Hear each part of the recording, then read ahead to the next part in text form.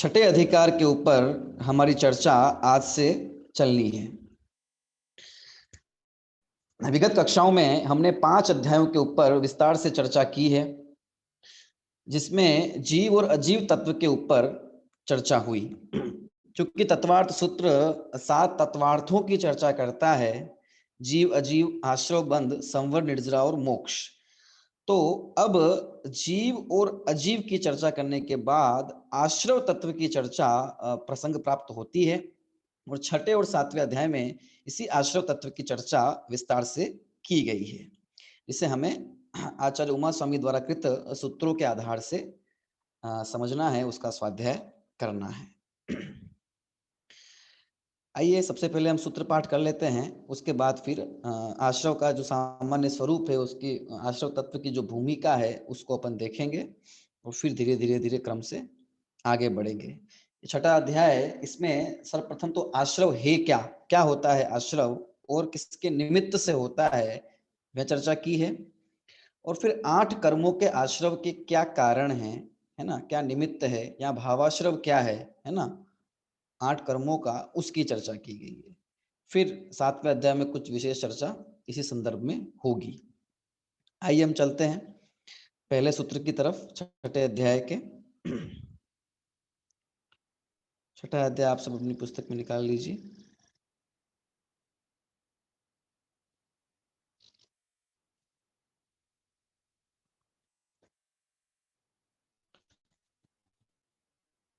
हाँ,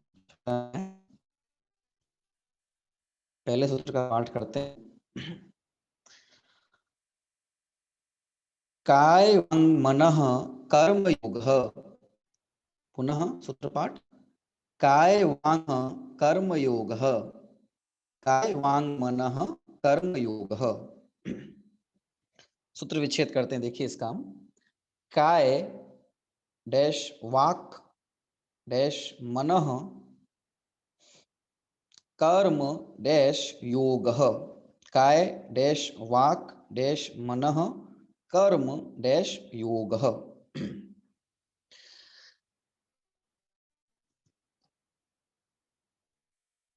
सूत्र के अर्थ को हम देख लेते हैं। इसके सूत्र के अर्थ पर विस्तार से चर्चा करने से पहले आश्रव का थोड़ा सा अपन सामान्य भाव देखेंगे, है ना, पुस्तक के आधार पर। सूत्रार्थ देख लेते हैं। देखिए, काय, वाक और मन, ठीक है। काय मतलब शरीर, वाक का मतलब वाणी, वचन, ठीक है, और मन, है ना। कर्म मतलब क्रिया, ठीक है। कर्म के कई अर्थ होते हैं, है ना, अनेक अर्थ में कर्म शब्द का प्रयोग होता है, ठीक है। 8 कर्म जो ज्ञानावरणादि हैं, उन्हें भी कर्म कहा जाता है, ठीक है।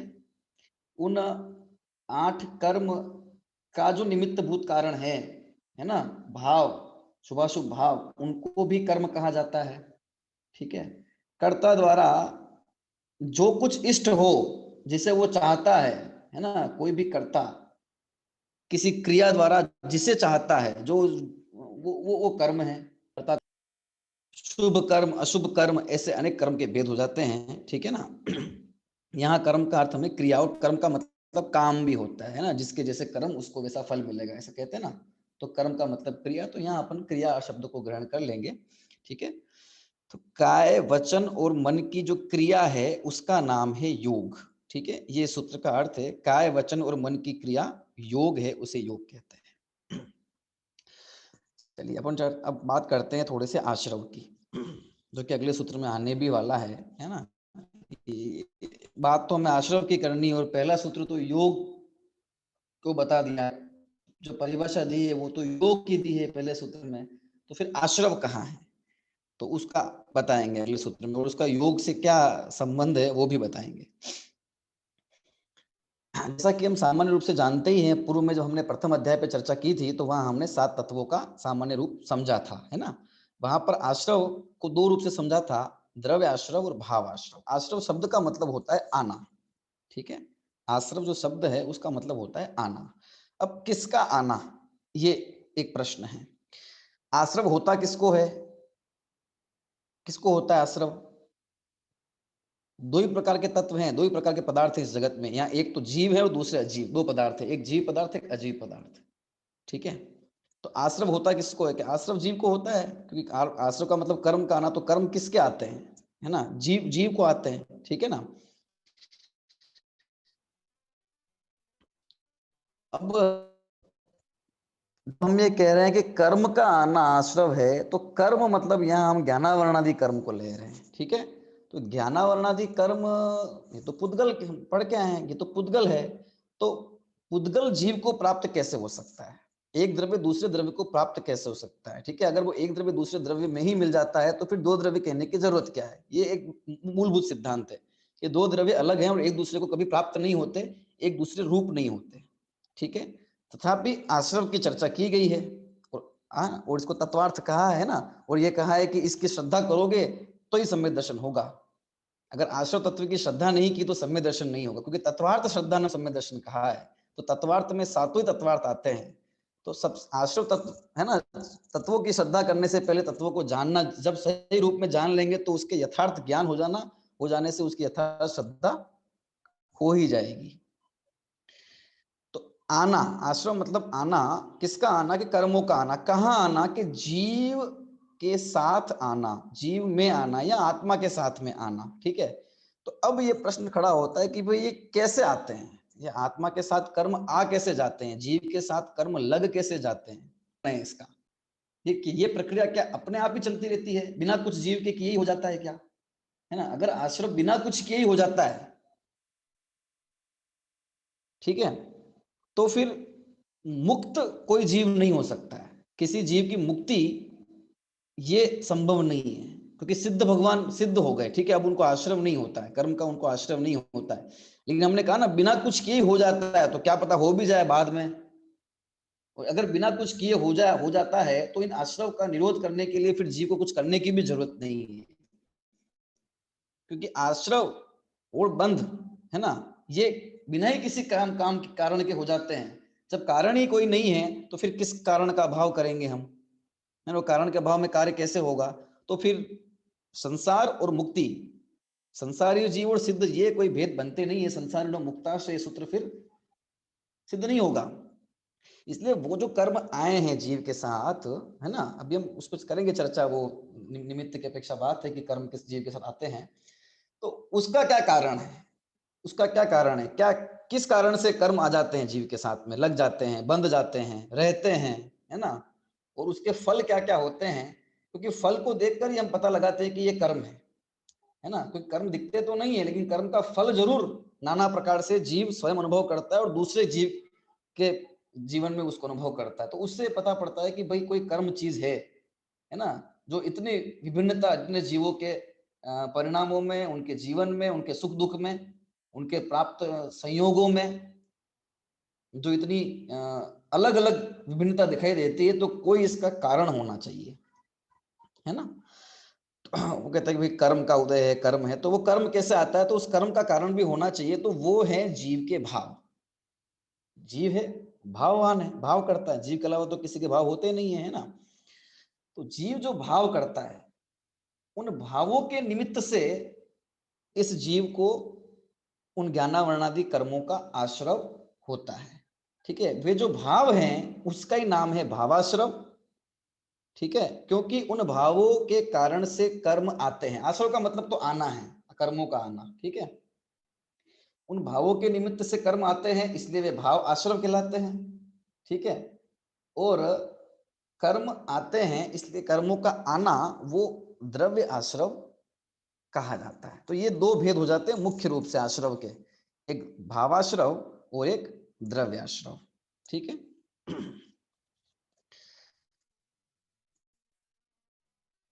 कर्म से पहले हम चर्चा करेंगे, उसके बाद फिर वो उन भावों की चर्चा हम करने वाले हैं आगे के सूत्रों में, 7वें अध्याय में भी, 6ठे में भी, कि जिन भावों के कारण से आश्रव होता है। क्योंकि हमारा जो मुख्य प्रयोजन है तो वो तो उन भावों को समझना है, उन भावों को जानना है जो भाव आश्रव के कारण है। और आश्रव दुख कार गनेरे बुद्धिवंत तिने निर्वेरे, ऐसा कहें दौलत राम जी ने, कि आश्रव दुख का कारण है ना। और बुद्धिमान लोग जो होते हैं वो क्या करते हैं, उसका निवारण करते हैं, ज्ञानी जन। तो क्यों आश्रव का निवारण करना है, क्या है आश्रव, है ना। इतना तो हमें पता चल गया कि आश्रव कर्म के बंध का कारण है, है ना। आश्रव जो है वो संसार का कारण है, मुक्ति का कारण नहीं। मुक्ति का कारण उससे विपरीत है। तो अब ये तो ख्याल में आ ही गया कि आश्रव दुख के ही कारण है, ये सुख के कारण नहीं हो सकते, क्योंकि ये बंधन, और हमारा जो प्रयोजन है वो मोक्ष है। हमें जो इष्ट है वो मोक्ष है ना, सुख है हमारा प्रयोजन। तो यही देखो चार्ट में देखिए, द्रव्याश्रव पौद्गलिक कर्म आना और भावाश्रव आत्मा के मोह राग द्वेष रूप विकारी भाव, इनको भावाश्रव कहते हैं। अब आइए सूत्र के अंदर, इस सूत्र में कहते हैं भाई मन कर्म योग, काय और मन क्रिया है योग। योग में सुना, योग की चर्चा आई है, योग है ना। योग शब्द जो है वो संस्कृत की युज धातु से बनता है। युज का मतलब होता है योजना करना या जोड़ना, ठीक है। जुड़ने के अर्थ में योग शब्द का प्रयोग होता है, ठीक है। अब कहाँ किसका किससे जुड़ना, वो जब हम देखते हैं तो वही योग शब्द अलग अलग संदर्भों में अलग अलग अपने अर्थ प्रकट कर देता है, ठीक है। ये योग होता किसको है, सबसे पहले तो हम ये समझें, ठीक है।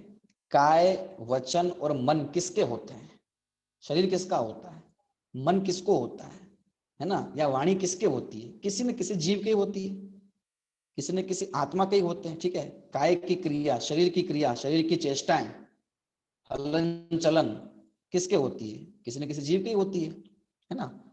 वाणी, शब्द निकालना, उच्चारण करना, बोलना, कोई जीव ही करता है। और मन द्वारा नाना प्रकार के संकल्प विकल्प करना, ये तो निश्चित रूप से जीव ही करता है। तो ये योग होता किसको है, कि जीव को होता है, ठीक है। एक बात। अब ये योग मन और वचन की जो क्रिया है उसका नाम है योग। देखिए योग के भी दो भेद करके इसको समझाया है, ठीक है ना। एक प्रश्न हमारे चित्त में ये आएगा कि शरीर की क्रिया तो शरीर में होती है, वचन की क्रिया वचन में होती है, और मन ये भी पौद्गलिक है। क्यों, क्योंकि पांच है ना, पांच इंद्रियां और छठी इंद्रिय ये भी मनोवरणों से बनता है। तो ये तो सब पुद्गल है, ये सारी चीजें तो पौद्गलिक है। और जीव तो इससे भिन्न है। जीव के शरीर ही नहीं होता तो उसके योग कैसे होगा, जीव के वचन ही नहीं होता तो उसके योग कैसे होगा, है ना। जीव का मन ही नहीं होता आत्मा का, तो उसको योग कैसे हो सकता है, ये प्रश्न खड़ा हो सकता है ना। तो यहाँ जो चर्चा है ये निमित्त की अपेक्षा की है, ठीक है ना। बात क्या है, बात समझना। देखिए योग का अर्थ है आत्म प्रदेशों का परिस्पंदन। जीव असंख्यात आत्म प्रदेश है, प्रत्येक आत्मा के या जीव के, उन प्रदेशों का परिस्पंद होना, है ना, कंपन होना, उसका नाम है योग। ये एक क्रिया विशेष है जो जीव के अंदर होती है, किसी जीवों में नहीं होती है, ठीक है। सकंपन और अकंप दो प्रकार की अवस्था इस आत्म प्रदेशों की होती है। या हम ये कहें कि योग एक गुण है ना, उस गुण की कंपायमान अवस्था होना, सकंप अवस्था, एक ये अवस्था है, एक निष्कंप अवस्था, ठीक है। ये एक अवस्था है, वो उसकी प्रकार की अवस्था है, ठीक है। तो वो जो परिस्पंदन जीव के प्रदेशों का है उसका नाम है योग, ठीक है, जिससे हम द्रव्य योग कहते हैं। और भाव योग में क्या कहा है, देखो उसको उन्होंने बांट दिया कि कर्म नो कर्म को ग्रहण करने की जीव की शक्ति विशेष, ठीक है। क्योंकि कर्म और नो कर्म इत्यादि को ग्रहण करने की भी इस जीव की शक्ति, प्रत्येक कार्य को जो किसी द्रव्य में होता है तो उसकी शक्ति से होता है, जो शक्ति बिना नहीं होता है, तो वो शक्ति विशेष को भाव योग कहते हैं, ठीक है। और उस भाव योग से फिर जो है वो के निमित्त से द्रव्य योग इस जीव को होता है, आत्म प्रदेशों का परिस्पंदन होता है। अब जो इसके आत्म प्रदेशों का जो परिस्पंदन है इस जीव का, उस परिस्पंदन को कर्म के आश्रव का एक कारण कहा गया है, ठीक है। वो जो आत्म प्रदेशों का परिस्पंदन है, उस आत्म प्रदेशों के परिस्पंदन को ये कहा है कि इसकी वजह से क्या होता है कि इस जीव को ज्ञाना वर्णादि कर्मों का आश्रव होता है, प्रक्रिया है, ठीक है। अब वैसे तो योग एक ही है ना, निश्चय से तो योग का एक ही प्रकार है, वो ये है कि आत्म प्रदेशों का परिस्पंदन। लेकिन वह जो आत्म प्रदेशों का परिस्पंदन है ये इस जीव के मन वचन और काय की क्रिया के निमित्त से होता है ना। मन के निमित्त से होता है, शरीर के निमित्त से होता है, और वचन के निमित्त से इस जीव को वो योग होता है, आत्म प्रदेशों का परिस्पंदन है ना, उसमें निमित्त बनते, इसलिए उस निमित्त की अपेक्षा इसके 3 भेद बन जाते हैं। एक काय योग, एक वचन योग और एक मनोयोग। ठीक है, इनके भी जब उत्तर भेद करते हैं तो फिर 15 भेद बन जाते हैं, 4 मनोयोग, 4 वचन योग और 7 काय योग। ठीक है, इनके नाम में से बता देता हूँ, इसके विस्तार में भी नहीं जाना है आपको। 4 मनोयोग तो सत्य मनोयोग, असत्य मनोयोग, सत्य असत्य मनोयोग, असत्य सत्य मनोयोग।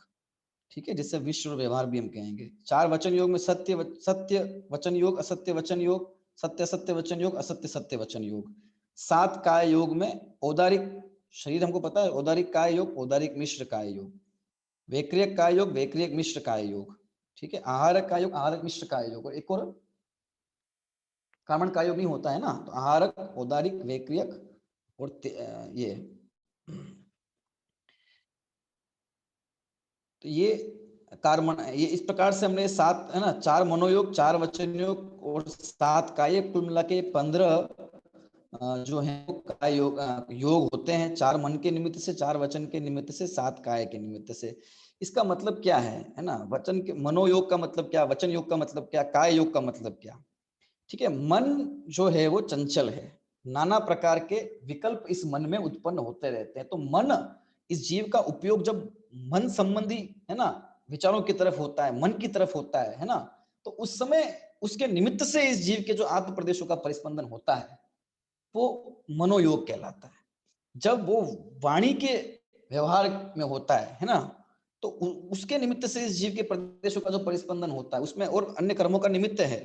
ठीक है, वीर्यांतराय कर्म का शोभशम का निमित्त है, ज्ञानावरणी कर्म के शोभशम का निमित्त है, काय जो शरीर नाम कर्म है, ठीक है, नाम उसके का जो उसका निमित्त है। ठीक है ना, और काय के निमित्त से है ना, शरीर के निमित्त से जो चेष्टाएं, इसकी शरीर की जो चेष्टाएं हैं, नाना प्रकार की चेष्टाएं जीव करता है, वो उसके निमित्त कही जाती है। जब बात जब निमित्त की चल रही है तो हम इसको इस तरह से समझें कि भाई मन में कोई पौद्गलिक मन परिस्पंदन करवा रहा है, या बोला कुछ इसलिए परिस्पंदन हो गया, या शरीर की कुछ चेष्टा की है इसलिए परिस्पंदन हो गया, इसलिए हम क्या करें कि बोले नहीं, चुपचाप बैठ जाएं, है ना, शरीर की क्रिया नहीं करें, बिल्कुल बिना शरीर की क्रिया बैठ जाएंगे तो हम कोई नहीं होगा, है ना, योग नहीं होगा, और जो कि आश्रय है तो वो नहीं होगा। सो ऐसा नहीं है, ये एक बड़ा भ्रम है ना, जो प्रायः जिसने इस बात को समझा नहीं है वो इस प्रकार का क्रियाकलाप होता है ना, कहते हैं कि भाई ध्यान करो, योग करो तो बोलो मत, है ना, शरीर को ध्यान की अवस्था में नहीं बोलते नहीं है, शरीर के हलन चलन नहीं होती है, वो एक अलग बात है, लेकिन शरीर के हलन चलन नहीं करने का नाम योग है ना, शरीर के हलन चलन नहीं करने का नाम योग है, और वो योग दूसरे योग, इस आश्रय वाले योग को तोड़ता है, उसको रोकता है। तो ऐसा नहीं है, मुंह से कुछ नहीं बोलने का नाम वचन योग का निरोध होना नहीं हो गया, बात समझे ना। और फिर कहते हैं कि फिर चलो वचन योग और काय योग तो हो गया, हम चुप चुप हैं, चुपचाप बैठ गए, है ना, और हिले डुले नहीं। अब मन को कैसे रोकेंगे, मन तो नाना प्रकार के विचारों में चलता रहेगा, उसमें कोई संकल्प विकल्प चलते रहेंगे, तो कहते हैं कि नहीं, मन को भी कंट्रोल करो। कैसे कंट्रोल करें, वो तो घूमता रहता है कि वो किसी एक वस्तु के ऊपर ध्यान केंद्रित करो अपना भाई, है ना, कहाँ करो कि भाई सिर के है ना, भौहों के बीच में करो, नासिका के ऊपर करो, नाभि में ध्यान केंद्रित करो अपना, अथवा कोई वस्तु विशेष, किसी की प्रतिमा है ना कोई, वहां अपना ध्यान केंद्रित करो बस। इससे क्या होगा, मन एक जगह वहां लग जाएगा, दूसरी जगह नहीं लगेगा, तो मनोयोग नहीं होगा क्या, क्या योग है क्या, पहले हम ये समझे, क्योंकि यही यही इस सूत्र का जो अर्थ ना है ना, और योग निरोध की जो बात की जाती है वहां बड़ी गड़बड़ कहीं कभी कभी हो जाती है, लेकिन हमको तो मूल जो बात है वो समझनी है, क्या है वस्तु स्थिति, तो समझ में आएगा। तो योग एक एक गुण है आत्मा, आत्मा के प्रदेशों का जो परिस्पंदन है, ये एक आत्मा की स्वयं की पर्याय है, उसकी पर्याय है, आत्मा के प्रदेशों की पर्याय। ठीक है, हम उससे विकारी पर्याय कहेंगे, और निष्कंप अवस्था है वो अविकारी पर्याय है। ठीक है, ये जो आत्म प्रदेशों का जिसका परिस्पंद है वो होता रहता है, और इस परिस्पंदन जो होता है वो परिस्पंदन में निमित्त है ना, वो क्यों हुआ, उसका आरोप इन 3 चीजों पे, मन वचन और काय पे आता है, कि मन के निमित्त से, वचन के निमित्त से, काय के निमित्त से ये होता है ऐसा। हाँ, ऐसा एक कथन है कि मन के निमित्त से हुआ, वचन के, और तीनों एक साथ नहीं है ना, एक युगपत क्रम से, जब मन के निमित्त से है तो वचन के निमित्त, इस प्रकार से ये चलता रहता है। ठीक है, ये एक योग हो गया, ये हमने योग समझ लिया, योग क्या चीज है। ठीक है, अब हमको तो आना है आश्रव के ऊपर कि आश्रव क्या है। देखिए ये योग गुण भी है ना, देखो देखो, एक युग गुण है आत्मा का, स्वभाव पर्याय, विकारी पर्याय। स्वभाव पर्याय निष्कंप अवस्था है, सिद्ध भगवान है, और 14वें गुण स्थान में होती है। विकारी पर्याय सकंप अवस्था, पहले से लेकर 13वें गुण स्थान तक ये होती है। ठीक है, ये एक चर्चा हो गई, एक बात हो गई। देखो यहाँ जो अभी जो सारी बात हो रही है, वो सारी बात द्रव्य है ना, मतलब भावों को लेकर या परिणामों को लेकर नहीं हो रही है। ये सारी बात जो हो रही है, ये कर्म के निमित्त पने की अपेक्षा हो रही है। इसको इस प्रकार से समझेंगे। ठीक है, को मन भी नहीं है, और ना ही जीव को कर्म का आश्रय है, नहीं कर्म का बंध है। तो फिर ये जो सारी चर्चा है वो उस आधार पे फिर भावात्मक चर्चा जो फिर अपन उसको आगे करेंगे। ठीक है, इस पर्याय, विकारी पर्याय, दो पर्याय हो गई। तो सामान्य शब्दों में योग क्या चीज है? आत्म प्रदेशों का परिस्कंदन के निमित्त से होता है, और उत्तर भेद करेंगे तो उसके 15 भेद हो जाएंगे। ये सब बातें हो गई। ठीक है, अब आश्रव क्या है? तो अगले सूत्र में क्या कहते हैं, देखिए आचार्य देव कि स आश्रव, क आश्रव, सह आश्रव। ठीक है, सूत्र पाठ कर लेते हैं। स आश्रव, सूत्र विच्छेद करते हैं। सह आश्रव, स मतलब वह मतलब क्या? वह जो पहले सूत्र में हम जान के आए ना, योग, मन वचन कर्म की जो क्रिया है उसका नाम योग है, और योग ही आश्रव है। इसको ऐसा कहें कि मन वचन कर्म की जो क्रिया है वही आश्रव है। ठीक है, क्रिया और वो आश्रव है। ठीक है, जब हम ये बात करते हैं है ना, इसको इस प्रकार से निमित्ताधीन दृष्टि नहीं, निमित्त की अपेक्षा उस चर्चा को अपन करते हैं, तो हमको लगता है कि फिर इसमें हमारा क्या है, आत्मा का क्या है? शरीर की क्रिया है वो योग है, मन की क्रिया है वो योग है, वचन की वाणी की क्रिया है वो योग है ना, ये सब तो पौद्गलिक है, और इससे आश्रय हो रहा है, फिर तो होता ही रहेगा ये, है ना। अब मैंने कहा ना, ये बात निमित्त, जब हम भावों की अपेक्षा बात करेंगे, जीव के भावों के ऊपर चलेंगे, तब हमको कहाँ अपना पुरुषार्थ होना चाहिए और कहाँ होने से काम होगा, वो बात समझ में आएगी। ठीक है, वो योग है वही आश्रव। योग आश्रव कैसे है? इसको भाई, कर्म शरीर की क्रिया, काय की क्रिया हो गई, या वचन की क्रिया हो गई, या मन की कुछ क्रिया हो गई, तो वो आश्रव हो गया। वो तो कहते हैं वो योग हो गया, और वो योग आश्रव हो गया, ये कहते हैं। तो कहते हैं भाई इसमें ऐसा बात है, इसको ऐसा समझना है। आश्रव मतलब जो कर्म का आना है, वो कर्म के आने का जो कारण है वो योग होता है। योग के कारण से कर्मों का आना होता है, योग कर्म के आने का एक कारण है। ठीक है, उसके निमित्त से कर्म आते हैं, ये प्रक्रिया है, इसलिए उस योग को आश्रव कहा गया, योग को ही आश्रव कह दिया, है ना। योग को, जैसे कि नाव के अंदर वो छिद्र है जहां से जल आ रहा है, तो वो छिद्र ही आश्रव कहा जाता है। ठीक है, और फिर उसमें से पानी आ रहा है। तो इसी तरह योग के निमित्त से कर्मों का आना, आत्म प्रदेशों के साथ में एक क्षेत्रावगा बंध को प्राप्त होना, ये होता है, तो उस योग को ही आश्रव कहा जाता है। तो स आश्रव, वो योग ही आश्रव है। ठीक है, जो कि मन वचन काय के निमित्त से होता है। अब वह मन की क्रिया किस प्रकार की होती है, वचन की क्रिया किस प्रकार की होती है, काय की जो चेष्टाएं हैं वो किस किस प्रकार की होती है ना, वो इस जीव के जो भाव हैं वो उसमें निमित्त बनते हैं। उसमें भी फिर कुछ भेद हैं, अपन उसको देखेंगे। देखिए इसके फिर आश्रव के स्वरूप को जरा देख लीजिए एक बार थोड़ा सा। क्या क्या कहा है? आश्रव मतलब है कर्मों का, ठीक है। देखिए उपादान मतलब मूल, जो आश्रव आत्मा को हुआ ना, तो होता है आश्रव, आत्मा होता है। ठीक है ना, तो क्या कारण है इसके पीछे? कि उसकी ऐसी शक्ति विशेष है ना। तो वो भाव योग हो गया, फिर द्रव्य उसके कारण से क्या हुआ कि आत्म प्रदेशों का परिस्पंदन हुआ, ये द्रव्य योग हो गया। ठीक है, फिर वो द्रव्य योग किसके निमित्त से हुआ कि वो मन वचन और काय के निमित्त से हुआ। ठीक है, और उसका फल क्या हुआ, है ना, मन वचन काय की चेष्टा से द्रव्य योग, उसका फल क्या हुआ कि उसकी वजह से द्रव्याश्रय यानी कि कर्म का आना हुआ, कर्म इस जीव के साथ में आके स्थापित हो गए। ठीक है, इसको देखिए कि कारण और कार्य, कार्य का मतलब क्या, कर्म का आना, ये कार्य हुआ है। ठीक है, और किस कारण से हुआ, ये योग के कारण से हुआ। और योग क्या है, मन वचन काय की चपलता।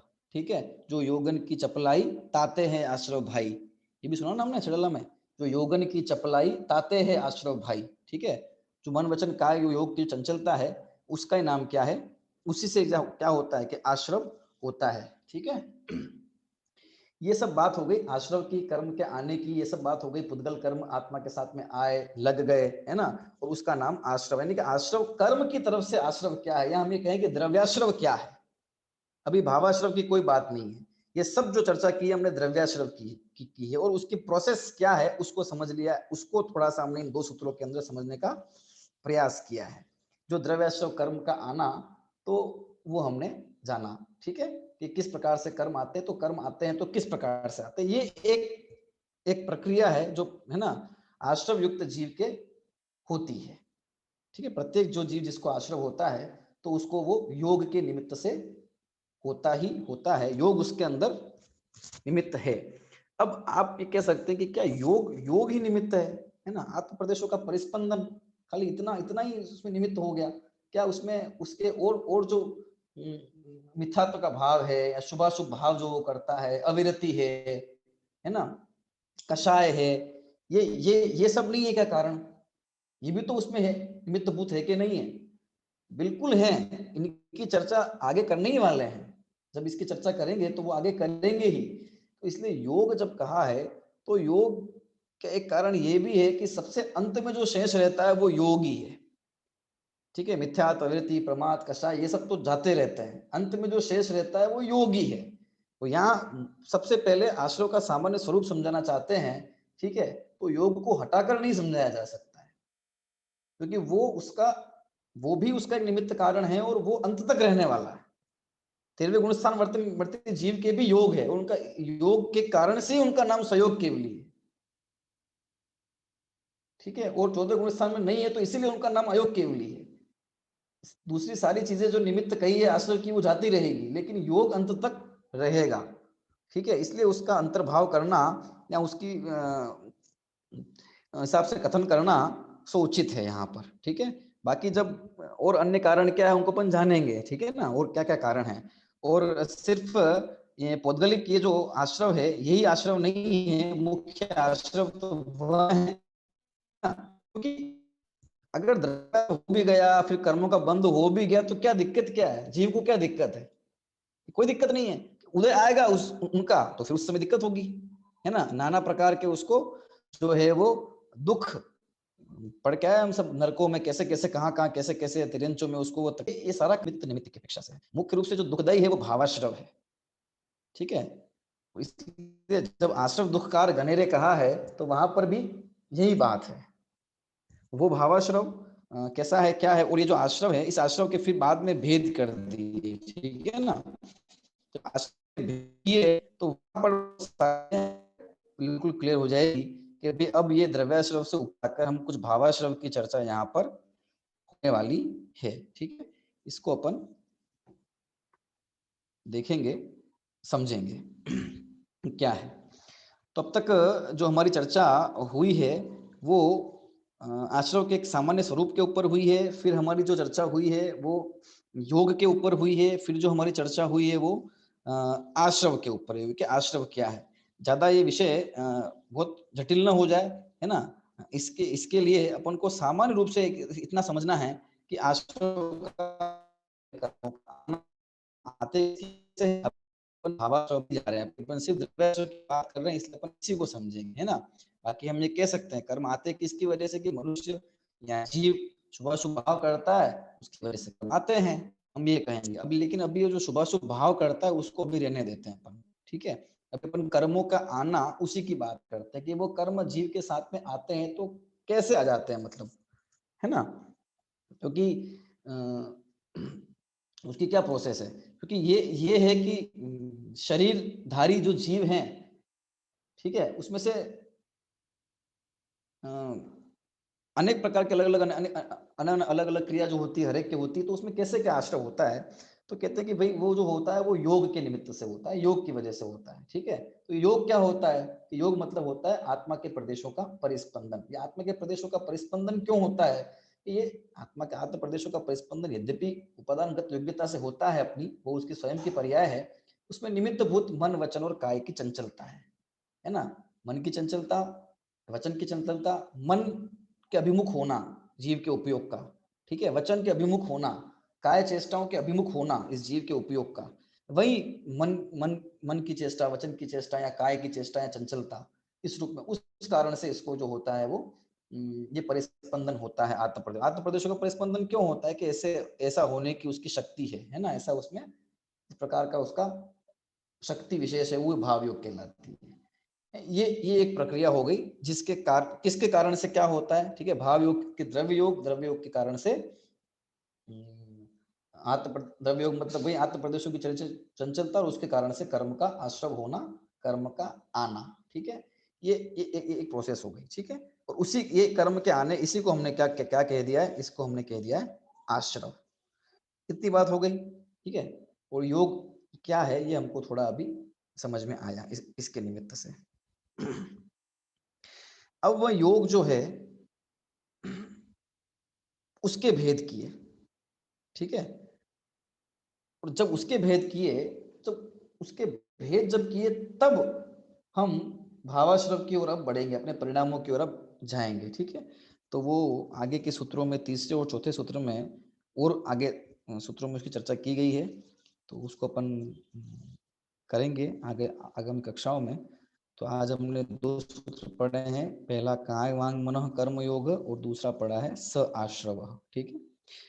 जैसे-जैसे इसके बारे में चर्चा विस्तार से करेंगे, वैसे-वैसे विषय और जो है स्पष्ट होता चला जाएगा। अभी की अपन जो कक्षा है, उसको यहीं पूरी करेंगे।